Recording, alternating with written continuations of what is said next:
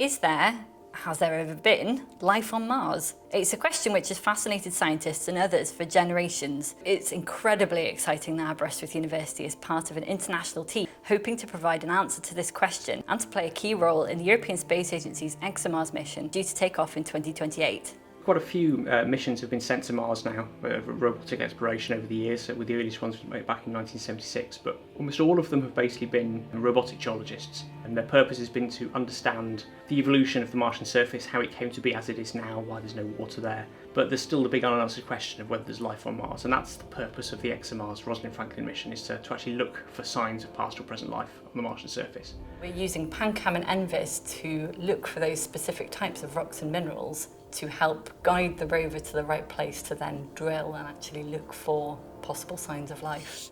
PanCam is a multispectral camera, which means that it collects images in more colours of light than our eyes can see. So we see in the red, green and blue, but PanCam has 12 different filters that cover the visible wavelength that we can see, as well as the infrared, which is beyond our range of vision.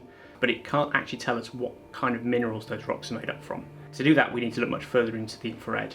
So PanCam shows us the distribution of things in front of us, and ENVIS will allow us to work out what they actually are.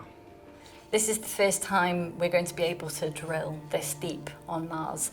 The surface has been completely baked by the sun because there's less atmosphere on Mars than there is on Earth, and drilling 2 meters down is the only way we're going to be able to find any sort of preserved evidence of possible life, because everything above that has essentially been baked by the sun over time. There is a whole team of us working on software for the rover here at Aberystwyth at the moment, and we're working on several different aspects at the moment, from how you analyse the pictures that come out of PanCam to looking at how you can join up the PanCam and ENVIS data. But also, one of the things that I personally am looking at is how we can sensibly control PanCam and ENVIS in the first place.